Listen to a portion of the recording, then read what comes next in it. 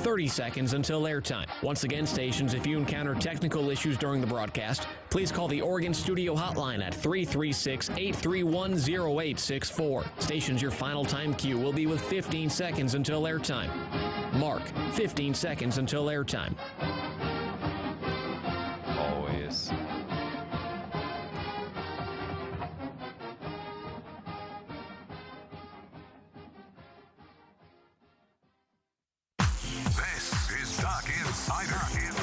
Duck's gonna pick it up, and here we go.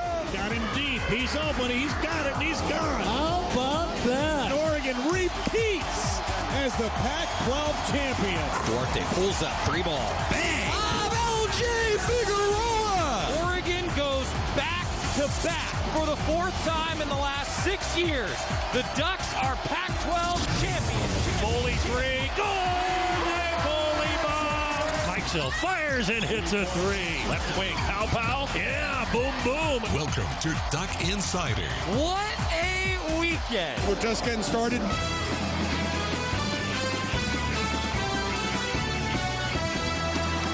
This is Duck Insider on the Oregon Sports Network from Learfield IMG College. Presented by On Point Community Credit Union. Better banking, local solutions. Live from the Country Financial Studio, here's Joey Mack. Desperation 3 at the buzzer. No good. Rebound, Will Johnson. 95-80, the final.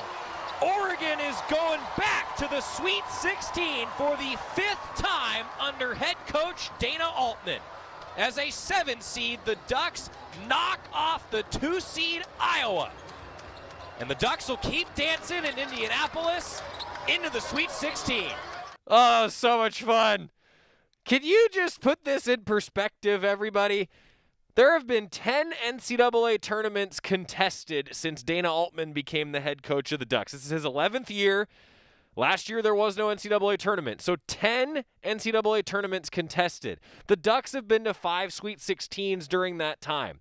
That means Oregon is averaging a Sweet 16 appearance every other year under Dana Altman. Just think about that for a second, and then find me another program in America that wouldn't be like, yeah, sign me up for that. Am I right? I mean, guys, an incredible performance by the Ducks. Just dismantling Iowa. Absolutely dismantling them, and it's the Sweet 16 again for the Ducks. I'm Joey Mack. Thanks for being with us. Oregon women's basketball with a huge win, maybe the best quarter of a basketball game I've ever watched from a defensive point of view. They gave up 1 point in the second quarter, Oregon women's basketball did yesterday. So the Ducks are headed to the Sweet 16 on the men's side and headed to the round of 32 on the women's side. The schedule ahead. Tomorrow, Oregon women's basketball will play Georgia. That means we will not have a Duck Insider tomorrow, because Oregon women's basketball will be in action at noon on ESPN2, 11:30 pregame show with Terry Johns and Bev Smith. If you need a sick note, you let me know. Take a long lunch break. 11:30 pregame show tomorrow for Oregon against Georgia. We're going to hear from Kelly Graves and Aaron Boley coming up today. For Oregon men's basketball, the Ducks now have a little bit of extra time to prepare and get ready in Indianapolis, because the Ducks will face USC. I don't know if everybody could hear Scott or not, but the fight on, and then doing the Troy Dye W down with the fight on. It's a good day to be a Duck. It is Duck Insider presented by On Point Community Credit Union. We're in the Country Financial Studio. We got baseball coming up today at 4 o'clock as well. If you're live with us in the 1 o'clock hour, I'll have the call on both the TV and radio side, because we'll have a Quack video production on the Go Ducks live stream via the various devices of your choice. But for Oregon basketball now, on the men's side, it's a 6:45 p.m. Pacific time tip on TBS on Sunday. Sunday, 6:45 TBS, and a 6 o'clock pregame show with me and Dana Altman and beyond on the Oregon Sports Network. So the Ducks have some time to get ready for this rematch with USC. We're going to hear from Dana Altman coming up here in just a moment. I'm really looking forward to Oregon and USC playing again. And let's just say I think that the Ducks and the Trojans are looking forward to it for different reasons. More on that in a second, and we're going to take a look at the bracket, because things are getting a little bit interesting, and I will make my case as to why the Pac-12 is a little bit underrated. And yes, the Pac-12 is guaranteed an Elite Eight appearance, and let's hope that it's of the green and yellow variety and not of the red and what are they, yellow, gold? I don't even know. I'm so bad at that. Like, I don't know the actual color names of a lot of the universities. Like, I'm looking it up right now. Like, is Arizona State, it's not red and gold. It's like, but is it maroon? And then, like, Stanford, you're supposed to call it the Cardinal, not the red, but it's red. And then it's the Golden Bears, so they're like a golden yellow, right? But is it blue and gold? I guess. My point is that this is a huge game coming up for Oregon against a team that doesn't wear green and yellow, and we all just hope green and yellow is all over the Sweet 16. So Oregon advances to the Sweet 16. A couple notes for you. For the fourth time in the last 5 NCAA tournament appearances, overall it will be Oregon's 8th time advancing to the round of 16. And again, it's the 5th total time under Dana Altman.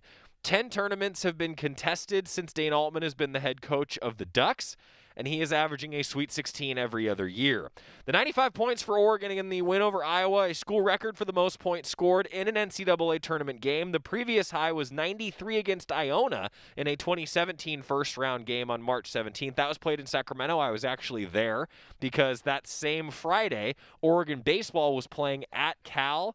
Not kidding you, myself and Todd Miles rented a car, drove from Berkeley. We helped out Jerry Allen and Greg Walker on the midday basketball game. We turned around, we went back to Berkeley, met the baseball team at the ballpark, and watched Oregon baseball, I'm pretty sure, get a win in a Friday night game.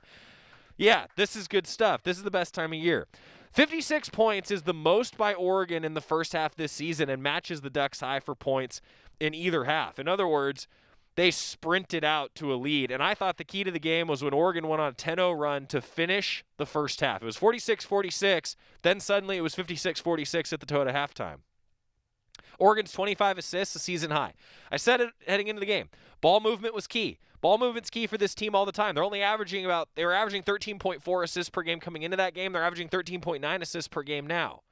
25 assists will do that for you. Well, Iowa was a team that was heralded as the most efficient offensive team in the country. One of them anyway. Really, Gonzaga is the most efficient offensive team in the country, but we won't talk about that. Iowa was one of the most efficient offensive teams in the country, and Iowa averaged about 19 assists per game. The Ducks had 25. I mean, if you told me the Ducks had 25 assists in the game, I probably wouldn't have believed you. Chris Duarte had a career high with 7 assists. LJ Figueroa tied a season high with 21 points, had a season high 5 3-pointers, which brings me to my other key. When this Oregon team is hitting shots like that, they are ridiculously hard to beat. They did not hit shots well and did not move the ball well against Oregon State in the Pac-12 tournament semifinal. Beavers won the game. Now the Beavers are also in the Sweet 16. More on that in a moment. But you get what I'm saying. Like, when any team hits shots, they're hard to beat. But for Oregon, the Ducks have such a good shooting team that when they move the ball and take good shots, they're going to hit the shots. That's what we've seen. Ducks did not take a lot of off-dribble shots and threes, particularly yesterday. And what do you know? They had a high shooting percentage. I want to mention this from Greg. Frank the Hype Man was awesome yesterday. Dude, Frank Kepnong is a national treasure waiting to be discovered by everybody who isn't already an Oregon fan. Dude is awesome. The dance and then the stick on the bracket. If you haven't seen it, follow Oregon Men's Basketball on social media. Nate Hess is out there from the Quack video team producing videos. It's great stuff. This is also Eugene Omorui's 25th game scoring in double figures, and now it's a Sweet 16 against USC. And then we're going to talk about the bracket in just a second. I've got a big argument, as everybody's been making on social media, about how the Pac-12 is underrated, and we're all West Coast guys, and we can all sit here and be like, ha-ha, we were right. But USC, Sunday, 6:45 on TBS, 6 o'clock pregame show for us. It's a rematch of a loss from earlier this season for the Ducks. Look, Oregon, they're not going to make any excuses. They were not in their best headspace, and I think they lost their legs a little bit against USC, but credit USC, they played really well. They won the lone meeting between these two teams after the original meeting in LA was rescheduled due to the Ducks' second COVID pause. Ducks played that game in the midst of a onslaught of an NBA-style schedule, really even worse than an NBA-style schedule. And the Ducks lost the game. That was the Ducks' only loss, apart from the Beaver hiccup in the tournament, really in the last month and a half. Ducks finished strong, won the Pac-12 title. And look, USC is upset about that. It's a rematch, and I think it's a chance for both teams to kind of find out who really the champ of the Pac-12 is. Andy Enfield, the head coach for the Trojans, he talked about playing Oregon in the Sweet 16. Well, Oregon, we have a lot of respect for that team. Our whole league, Pac-12 is. We've been trying to tell you guys in the media for the last couple of years, the Pac-12 is really good. Last year was exceptional. This year, the same. Last year, we had 10 NBA draft picks. This year, our teams are very, very good. So I think you've seen that. So to play Oregon in Sweet 16, honestly, I wish we were playing a team from another conference. I'm not sure how we were meeting them in the Sweet 16, but the good thing is one of the Pac-12 teams, either USC or Oregon, will be in the Elite Eight. Dana Altman and his staff do a tremendous job, and they were 14-4 in the league. We were 15-5 this year, and I think it'll be a great college basketball game whenever that day is. I have no idea when we're playing yet, but I'm assuming it's on the weekend. There you go. Sunday, 6:45. I thought that was great stuff from Andy Enfield, saying a lot of the same things that we're all saying, right? Well, one of his players in Isaiah Mobley had a slightly different approach to playing Oregon in the Sweet 16 when he talked to the media, I should say. Oregon's a really good team. They've been on a roll. I don't want to say necessarily they got luck because they are a good team, but they stole the Pac-12 championship from us. So I think we match up well, though, and we both have chips against our shoulder because we beat them and they got the championship from us. So I think it'll be a great matchup.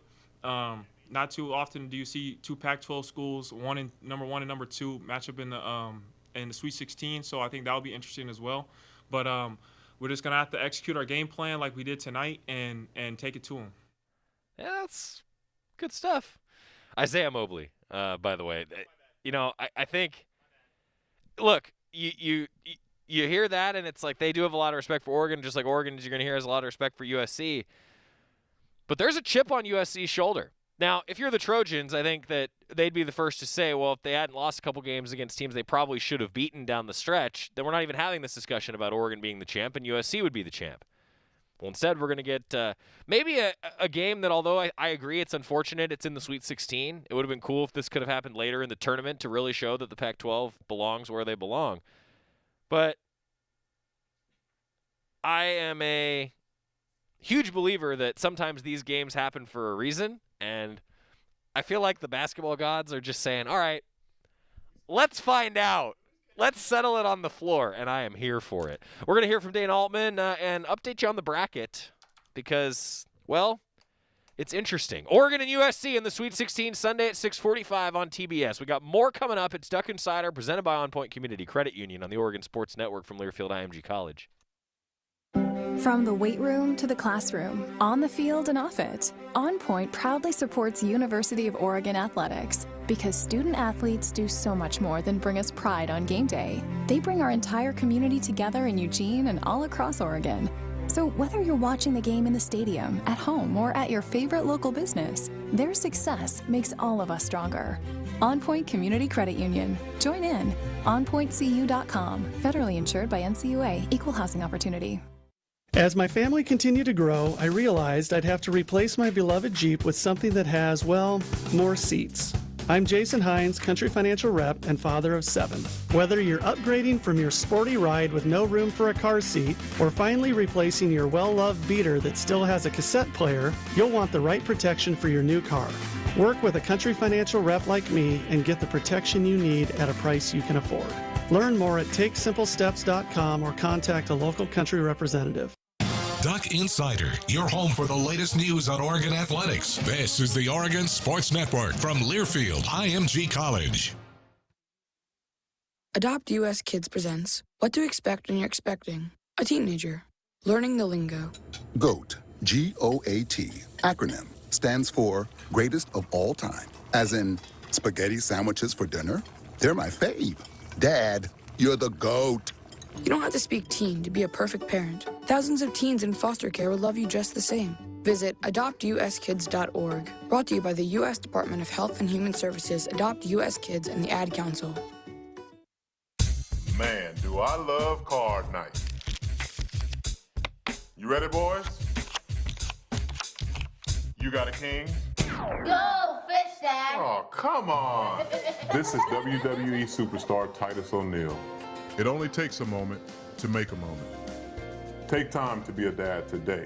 Learn more at 877-4DAD-411 or visit fatherhood.gov. Brought to you by the U.S. Department of Health and Human Services and the Ad Council.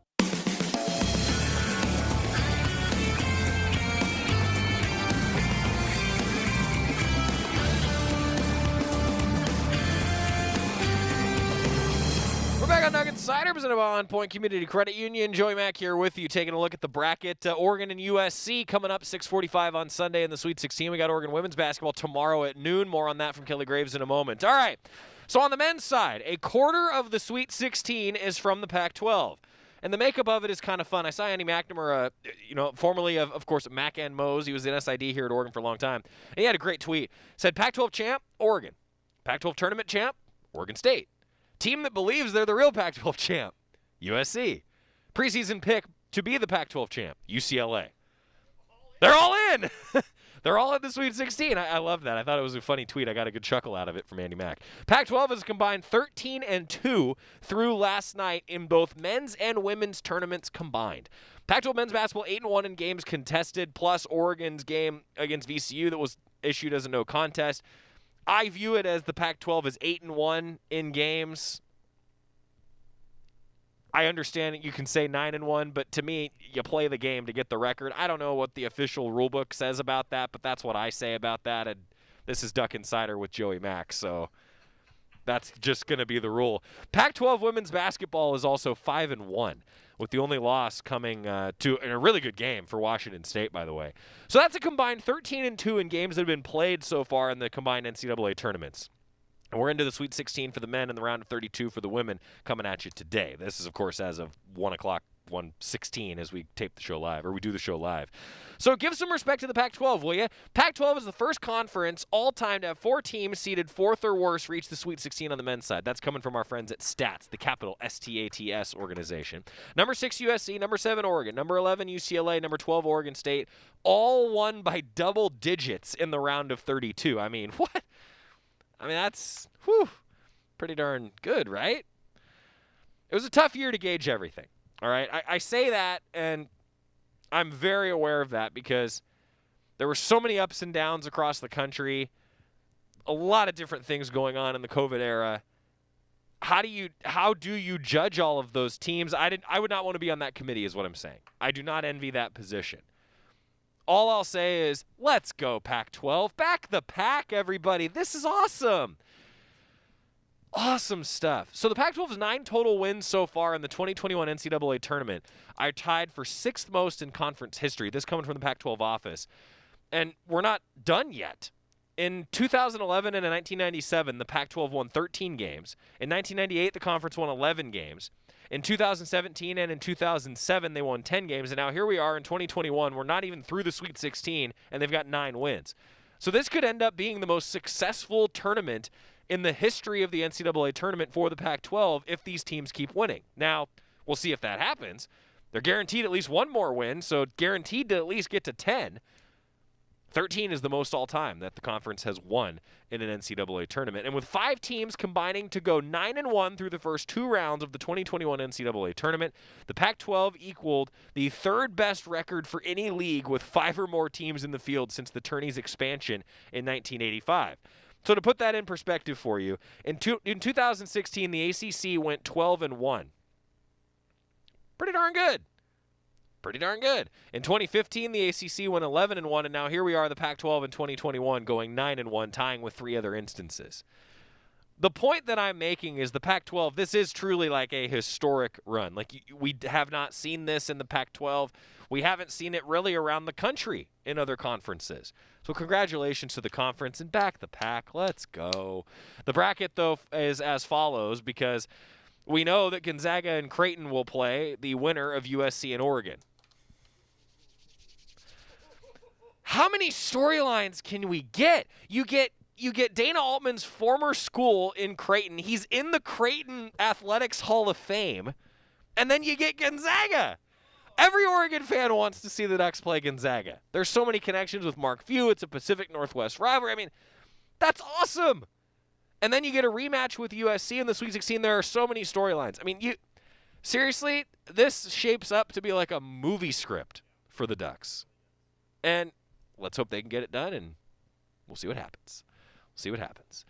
Elsewhere, it's going to be Michigan and Florida State after Florida State unfortunately knocked off Colorado in a game that wasn't close. UCLA is going to face Alabama. Going to be a tough matchup for Mick Cronin's squad, but I'll tell you, they've figured it out now without Jalen Hill. They've started to piece some things together, I think. Syracuse will play Houston. Loyola of Chicago is going to play Oregon State. Let's see if the Beavers can stay hot against Sister Jean's squad. And Arkansas will play Oral Roberts. How about a 15 seed getting that far? That's cool. And then Baylor and Villanova. That is your Sweet 16 field. I will break down the matchup between Oregon and USC a lot more throughout this week. That's what Thursday and Friday show is for. I do want to let Dana Altman talk to you all a little bit, some of his comments after the victory over Iowa, because look, we're looking ahead now. Dana Altman's going to look back a bit on what truly was an amazing performance against the Hawkeyes, and I think you all will hear some takeaways from this on defending Luka Garza, how the Ducks did that. Maybe they learned some lessons from the game against USC that didn't go Oregon's way. My point is, for those of you who have tuned in and heard Coach Altman talk throughout the year, I think that you'll hear some similarities between some of these game plans. Coach Altman talked with the media after the game yesterday when the Ducks won by 15 in the round of 32. Well, I'm very proud of the guys. Man, they played hard. We had 25 assists on 38 baskets.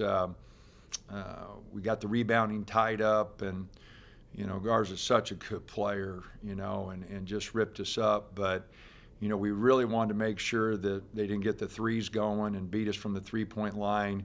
We knew we didn't match up inside with them, so, we just wanted to make sure the threes didn't kill us. And I thought our guys did a tremendous job with focus and talking on the defensive end the second half. I thought the first half we got beat in transition, really gave up some easy baskets. I thought we were in trouble, but the guys did a much better job the second half.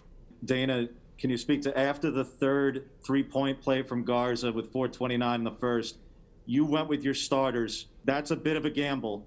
Walk me through the strategy and your reaction to LJ's play there. We did. We had three guys, Chris, LJ, and Eugene all had two fouls. And I told him we got to be really careful here, but, we can't get behind these guys. We can't be chasing them. And so we're going to have to score with them, and those guys are a big part of our offense. And you're right, LJ got the couple threes down there that gave us a little cushion. But, those guys have been with us this year. I stressed to them when I put them back in, fellas, I trust you here. Can't have stupid fouls. You got to pull back, no stupid reaches. Just smart basketball here. Let's finish the half. Let's get in the half with only two, with all three of you. But, I wanted to keep them in there. I knew we had to stay with Iowa. They're such a potent offensive team. I just felt like if we got behind, we'd be in trouble. I just didn't want to chase them. Dana, you talked so much about the first 5-10 minutes of this game and how key that would be. What did you do, what the guys do to be so ready to go right from the start?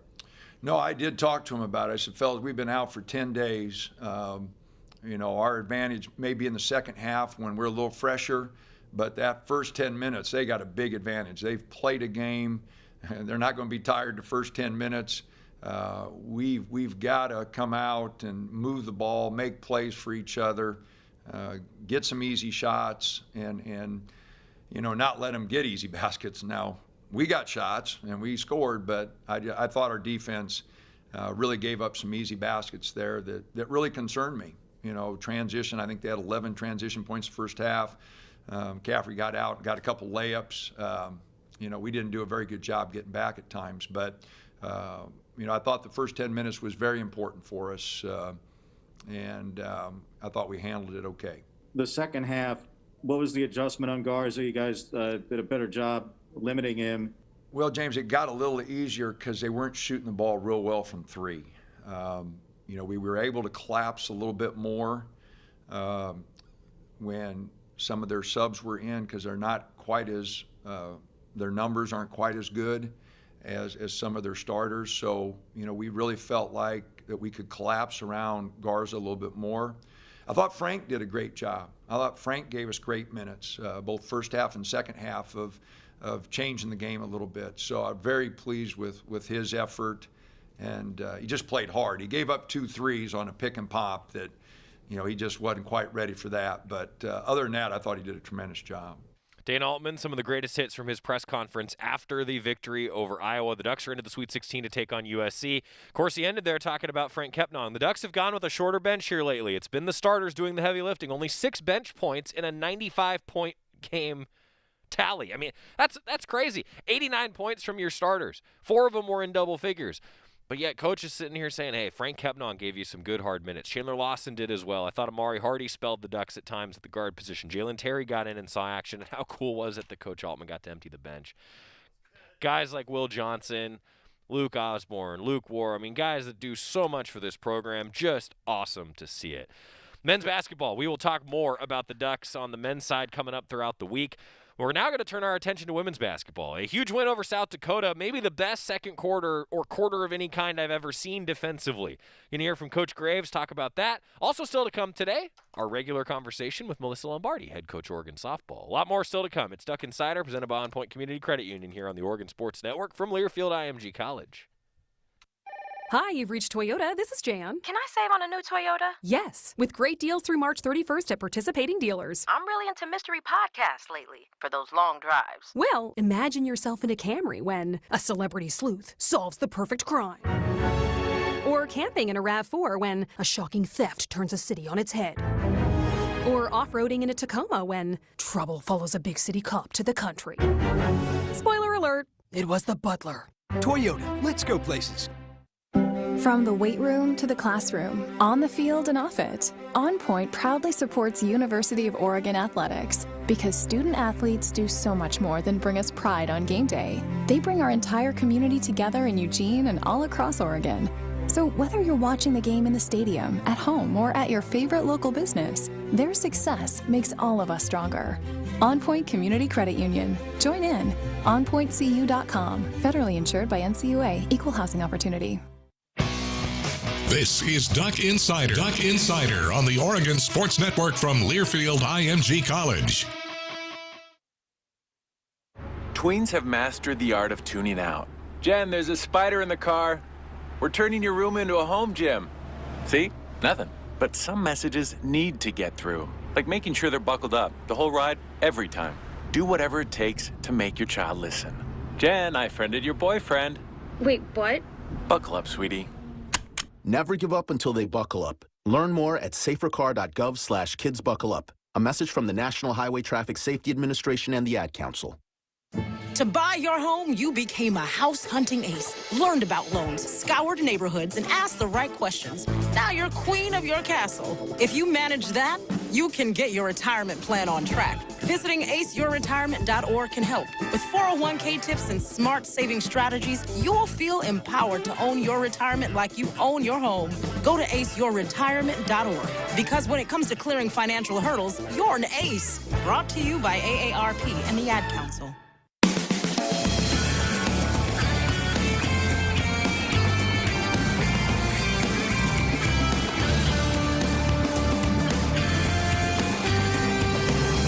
Back on Duck Insider, presented by On Point Community Credit Union. We're inside the Country Financial Studio, and our friends at North Fork Public House remind you that they are open for dine-in outside, right? Dine-in outside and takeout, northforkeugene.com. We're going to talk a little women's basketball, get back to the men, and Oregon softball in just a moment. Oregon baseball with a big weekend. They're coming up tonight at 4 o'clock as well. More on that in just a bit here on Duck Insider. Women's basketball, a great start. Got out to a 25-8 lead in the first quarter. And Bev Smith, I was in the studio engineering for Terry Johns and Bev Smith yesterday, and just a great start. Got out to a 25-8 lead in the first quarter. Second quarter was absolutely nuts for the Ducks, though.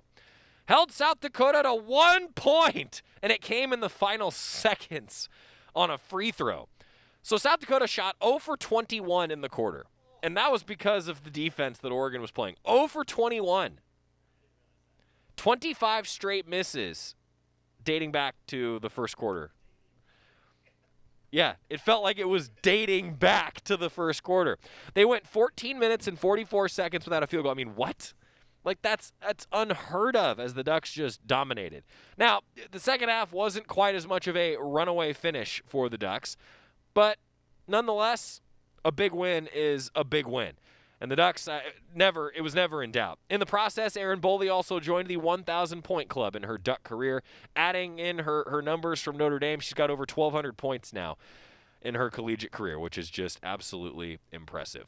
Kelly Graves talked to the media postgame about the win over South Dakota. Now the Ducks get ready to face Georgia at noon tomorrow, 11:30 pregame show here on the Oregon Sports Network, noon on ESPN2 for the broadcast.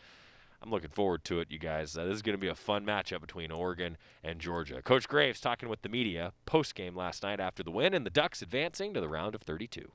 Well, I think it was really important, and we focused on nothing but fundamentals for the last couple of weeks. I think we got away from some of the basics, and I think the preparation coming into this tournament wasn't necessarily just for South Dakota. We gave that its due diligence, but at the same time, we were really focusing on us just getting better, and it showed. I wasn't anticipating that quick of a start. I thought we had a great game plan. My staff, I thought, just nailed this. Jody Berry, this was her scout. I thought she was just right on top of it, and we just felt that this is the kind of team that if we were just going to stay back and play kind of a soft defense, they were going to pick us apart. So we had to be the aggressive team, and so that's why we wanted to pick them up full court. And I thought it got them out of rhythm early. And I think we put together as good a first half, as good a half of defense as I've ever been a part of as a coach. So I'm really proud of our team for that. Size won out over experience tonight. Can you speak about how Sedona and Nyara being able to play together kind of really bothered them a lot, it looked like, and just kind of intimidated them, it looked like, when they were on offense? Yeah, I think the synergy those two showed together, I think, was real vital for tonight, for the game. We felt we had an advantage, at one spot we wanted to make number 34, who, Shervin's a heck of a player. We wanted to at least make her try to guard us, and then we knew we had a size advantage on the other positions. So we just kind of went back and forth on who we were going to try to pick on, and they did a great job. They did an awesome job of getting, creating space for themselves and then finishing. When those two are playing like that, we're a difficult matchup. Not a lot of teams in this tournament have two, post players like that can score around the hoop. Sedona's as good a passer as there is in the high post. So I'm really proud of those two. We needed them tonight, and they delivered. You guys were so good tonight on both ends of the floor. I wondered, do you think the last few weeks off has helped you guys adjust more without Pow out? Because I know that was something that was really hard at first. Yeah, it gave us a chance to really play Maddie Scheer at the point. She practiced a lot with that main crew, so to speak, and I think that really helped. I thought she did an excellent job, starting her first game in the NCAA tournament, for crying out loud, against a really good South Dakota State. And by the way, or South Dakota, I want to congratulate the Coyotes on a great season. That is an excellent team. They're so much fun to watch. I really enjoyed preparing for this game because of just the way they play. They play the right way. But I think this 2 weeks off really helped us. One of the things in the women's tournament, momentum doesn't often carry over, because we have that 2-week break. So those teams that are playing really well, I think, kind of take a step back, and those teams like us who didn't finish the season very well, Lindsay, I think had a chance to just really focus on us and get better. And it showed tonight. I thought at both ends of the floor, and for the most part for 40 minutes tonight. We could rebound better. We can take care of the ball better. We can rebound better, take care of the ball better. Imagine those are going to be a couple of the keys against a pretty good Georgia team. I was talking to Terry Johns and Bev Smith about it last night, kind of breaking down what they thought, and both of them were saying, Georgia's a good team, but if Oregon plays like that, especially in the first half, they're going to be really, really good, and they're going to be really, really tough to beat. That's Kelly Graves talking post-game after the Ducks' nice win over South Dakota. Still to come, we're going to hear a little bit from Erin Boley, and I'm hoping to get you a little bit of what Chris Duarte had to say. But we're going to pivot away from basketball for just a moment before the Ducks take on Georgia at noon tomorrow, an 11:30 pregame show here on the Oregon Sports Network. Talk a little Oregon softball, because the Ducks are a top 5 team right now, and they just swept their opening conference weekend against Utah. And they did it with some clutch moments. We'll talk with Coach Lombardi as she'll join us coming up next. So stick with us. It's Duck Insider presented by On Point Community Credit Union. Talking with Coach Lombardi in the Country Financial Studio after this on the Oregon Sports Network from Learfield IMG College. Hi, welcome to the Spicy Drive-In. May I take your order? Can I get the spicy chicken sandwich, please? The spicy chicken is an excellent choice, sir. And to drink? Whatever's fine. Oh, may I make a beverage pairing recommendation this evening? Sure. If we are feeling especially bold tonight, sir, I would recommend the Mountain Dew with that. It's bravely unrestrained with a very alive aroma that pairs wonderfully with your spicy chicken. It's followed by a hint of zesty citrus flavor. Yeah, that sounds amazing. I'm sure you already know this, sir, but remember to appreciate the nose first by giving the Mountain Dew a little swirl to relieve volatilize it. What? To change the flavor compounds and activate your taste buds to get them fully primed for that chicken sandwich. It's delicious. Now you're getting the hang of it. The muscular flavor charge characteristics of Mountain Dew make for an absolutely epic mouthfeel when paired with spicy cuisine. It is quite on point, sir. Dude, it's a perfect match. Like they were made for each other. So true, so true. When you want to make good food bolder and bold food better, do the Dew. Your daily dose of Oregon athletics. This is Duck Insider from Learfield IMG College. Whoa, long time no see. It's me, the Rock t-shirt in the back of your closet. Dude, remember? You crowd surfed in me, man. But you haven't worn me in like forever. I get it, you're retired, but I still got some rock left in me. So take me to Goodwill, where I can really make a difference. Your donations to Goodwill create jobs, training programs, and education assistance for people in your community. To find your nearest donation center, go to goodwill.org. Donate stuff. Create jobs. A message from Goodwill and the Ad Council. I wasn't prepared to be a caregiver to Mom. I had no idea how hard it would be and what I would need to know. Things I never thought of, like how to improve her mood and ways for me to stay positive. Luckily, I found the Caregiving Resource Center from AARP. It had articles about the basics, but also information about the hurdles I was facing. Caregiving Resource Center at aarp.org/caregiving. Articles, tips, and tools to help you both care for your loved one and care for yourself. Brought to you by AARP and the Ad Council.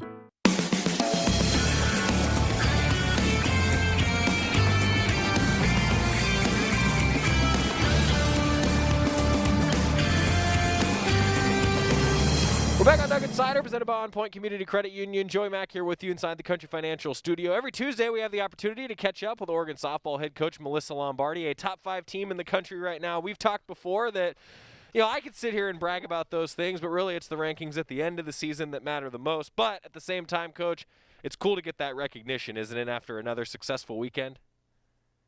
For sure, it is. There's a certain place that we want to be at the beginning of the year, at the middle of the year, and at the end. So where we're at right now is great. We also understand that we've got a long, conference season left to go with the pack, and just to keep grinding and getting better every weekend. Give us the breakdown of this past weekend, Coach. You got the sweep. It was a great opening weekend for Pac-12 competition, wasn't it? It was. I can tell you, we had some nerves on Friday.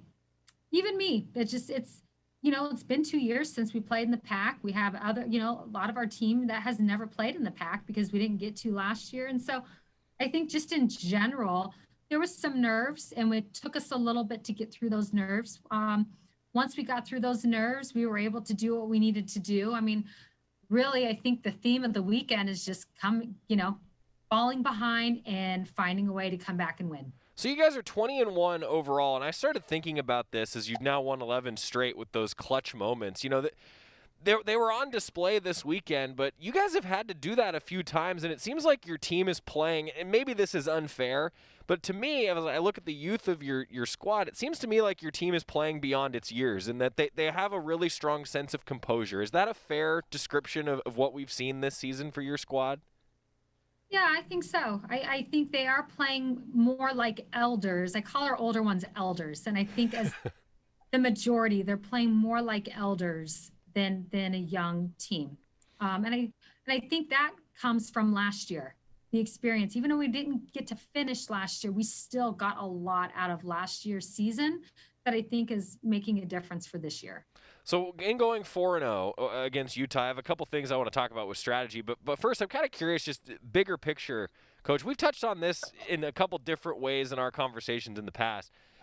Do you think that as a coach and even as an athlete, you can learn how to be clutch? I mean, are you a believer in, like, you can teach the clutch factor? Sure. I think, growing up and you don't know any better and you have athletes that just come up clutch, their natural ability allows them to come up and be clutch. I think as you get older, you take that natural ability that allows you to be clutch, but I think there's strategy. I think there's a competitiveness that you start to, have even more, where you dig deep and you find a way to get it done. And that's what I would say is exactly what happened this weekend. Is I think there was times in the series where they could pick or choose which way they wanted to go. They chose to dig deep and find a way to get it done. Rachel Sid had one of those moments anytime you get a walk-off blast. So tell us a little bit about that. I mean, you got a smile on your face. I mean, that's a cool moment for any athlete. It's awesome for Rachel Sid to get that big fly for you at the end of a game and get a walk-off. For sure. And when I think of Rachel prior to that big blast, she struggled a little bit on defense. She wasn't having great at bats. And so to me, there's that moment. She comes up, the game is tied. She can come up and just go, well, today hasn't really been my day. Or you know what? I'm going to find a way to dig deep and get this and be a leadoff. I don't know. I don't think she's coming up saying, I'm going to hit a bomb right here, but let me be a leadoff. Move, we can move me over and then cash in and somebody hit me in. And so to me, I think she had a choice to make, and it was, no way, I'm going to get this figured out. I'm going to find a way to get on base, and she did. She's so, hitting over. She's hitting over 300 now, Coach, and I mean slugging 508. I feel like there's probably more potential there for Rachel Sid, and I bet she feels that way too, doesn't she? Yep, I think you're going to see Rachel heat up. I like it. See, that's the most definitive statement we've had. I love that. Just, yep, she's going to heat up. I mean, you talk about a clutch gene. I think that maybe Rachel Sid does have it. Melyssa Lombardi joining us, Oregon softball head coach. All right, talking about the rest of the weekend, I'd be remiss if I didn't talk with you a little bit about Haley Cruz, who's currently hitting .429. Leading the team. I mean, leading the team in a lot of different ways. Just to touch base with us, if you could, on Haley's season so far, and yet another strong weekend from a leader for your team. She's just great in the leadoff spot. What's nice is that she's finding ways to get on. She's swiping bags, and then now what's kind of cool is you're starting to see her power that she has as well. I mean, to be down 1-0 in that final game. First inning, she comes up and ties it right back up, with a solo home run. So we love what she's doing at the plate and how she's getting on base. But now to see numbers start to come through, it's pretty awesome. I want to go back to Friday, if I could, and talk with you about an individual who we've touched on briefly, but I think it's fair that Brooke Yanez has garnered a lot of attention in the circle. But tell us about McKenna's performance on Friday. That had to be cool. And in one of the comeback wins this weekend, you get a great performance in the circle from McKenna, and that helped you get that comeback win. Definitely. I'm really excited for her. I think we all are excited for her. Because she has really grown so much on the mound. And I think back to when we played UCLA in the second game, she came in relief and she did a good job against them. I think back when we called on her for Oregon State to come in and did excellent coming in relief. So she's had opportunities in big situations to come in and get us out of jams. And it's been awesome to see. McKenna, her ball moves a ton. And she's also throwing upper 60s with movement. And she's really, we keep saying it, but she's pounding the zone as well. So I love how she's coming in, working ahead and getting us out of jams. It's awesome to watch her grow. Well, and it's just cool with such a experienced staff and B, talented staff. I mean, to have somebody like that come in and just do amazing things. I just want to read some of the stats for everybody. I mean, she's got an ERA now of 1.52, a whip of 0.96, which for any pitcher is usually pretty good. And I don't know, I look up and down the statistics, and it seems like she's really taken advantage of the 23 innings pitched, and the depth is something cool that we've had a chance to talk about. So anyway, just wanted to zero in on that if we could. How about Tara McGowan hitting .523 with runners in scoring position on the season? I guess the theme of this, like I said, I had a couple questions for you about being clutch in big moments. And, well, you're hitting .523 with runners in scoring position. Is there a bigger definition of clutch at the plate? Yeah, it's good. She's another one that's heating up. She had some little bit of struggles early on in the season, and I think you're going to really see her get hot here as well. You know what? And just to touch on Tara, I thought Tara was excellent this weekend as a hitter, but also I thought she was really, really good behind the plate. She was throwing runners out, really got what she needed from our pitching staff. She turned iffy pitches from balls into strikes. I thought she was really good overall this weekend. Always love to have a solid option behind the plate, that's for sure. Before we talk about what's coming up against Loyola Marymount, you mentioned that there were some nerves against Utah, Coach. Anytime you play in conference and it's sort of like a reset to the season, does that just naturally breed nerves? Is that a thing that you see every year in your teams? Well, one thing I'll tell you is what's kind of nice with conference is our team goes into conference, especially whether it's on offense, it's on the mound, and you can go into conference and we take a look at our statistics and you could go, okay, I like where I'm at and I need to keep moving forward and start to elevate because we know how tough conference is going to get. Or you could go, gosh, I really didn't care for my non-conference part. You know what? This gives me a chance to have a fresh start and start over. And so I think you're seeing some different things from different athletes on our team of how they want to go about it. I think overall for us, we're saying, okay, non-conference, we took care of our business, but now we're going into conference. And in order to be successful in conference, these are some things that we need to adjust and do a little bit better so we can be successful because conference is tough. Our athletes, they know how strong the Pac-12 is. Pac-12 softball is the toughest conference out there, and it's been like that forever. So I think for them, just some nerves of excitement, like, all right, it's Pac. Let's see what we're going to do type of deal, And then I think once we got into the game, we were good to go. But I think nerves, kind of more of excitement and, all right, let's see what this conference is going to look like.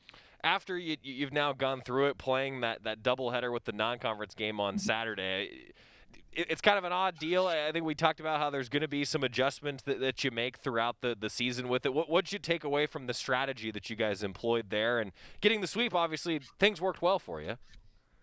Yeah, I think it just reminded us all that in order for us to do what we need to do, we need everybody. We need a pitching. We need a staff. That 4 games in a weekend against a Pac-12 team is difficult. We're going to be playing super regionals every single weekend.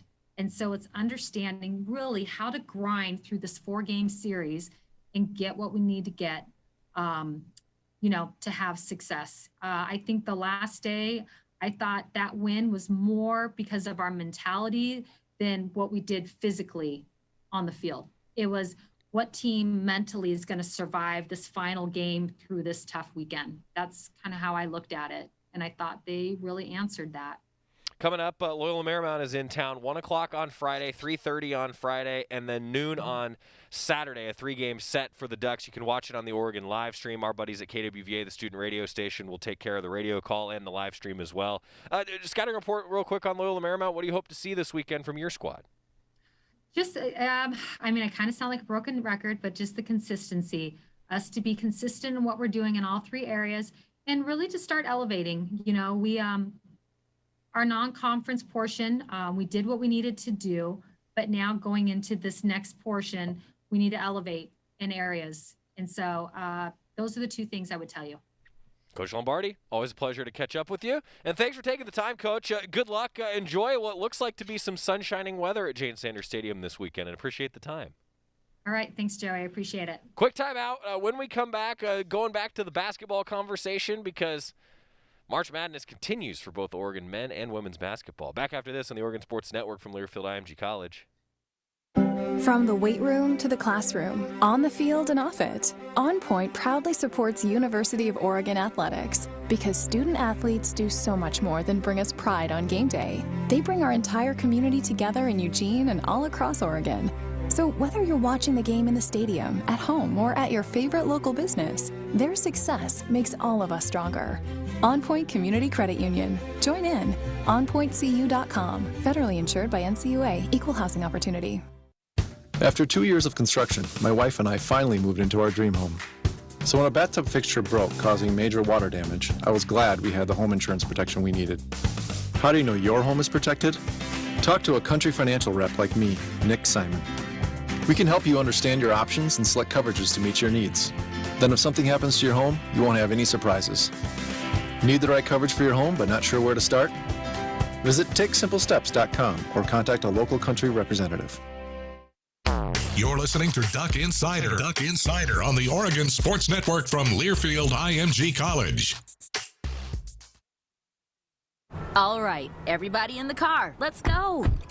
What are we gonna do first when we get there, Mom? Go for a hike? Sure. What about canoeing? Can we go canoeing too? I don't see why. How long does it take to get to the forest? It's not that far, sweetie. Are we there yet? Yep, we're here. Already? It's a short drive from your neighborhood to your naturehood. Visit discovertheforest.org to find a neighborhood park or green space near you. Brought to you by the Ad Council and the U.S. Forest Service. They say that car crashes happen in slow motion. The reality is that crashes happen fast. There's no time to think and no time to check if your child is in the right car seat. Car crashes are a leading killer of children 1 to 13. Are your kids in the right seat for their age and size? Don't think you know. Know you know. Get more info at safercar.gov/the-right-seat. A message from the National Highway Traffic Safety Administration and the Ad Council.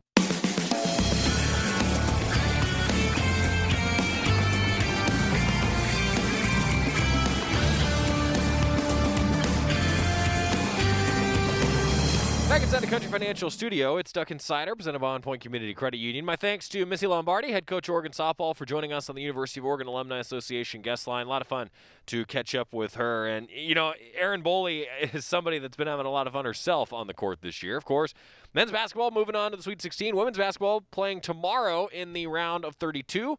Erin Boley became another member of the 1,000-point club in a Duck uniform, which was pretty darn cool. She talked about the win over South Dakota last night and a little bit about what the Ducks are going to need to continue this momentum moving forward. Erin Boley talking with the media as we talk basketball ahead of the noon tip-off against Georgia tomorrow. Just how to feel to get back in the shooting stroke, which, like I say, it hadn't really been as much of a focal point of your game in a while. Yeah, it was great. I think in order for us to be successful, we're all going to really have to take advantage of our individual strengths moving forward. And, you know, I'm really proud of this team for coming out this game and everybody individually stepping up and doing what they do best. We had a lot of people play well tonight, and I'm proud of our team for that. How does it feel to be back at the NCAA tournament finally, to be able to play again and to come out victorious?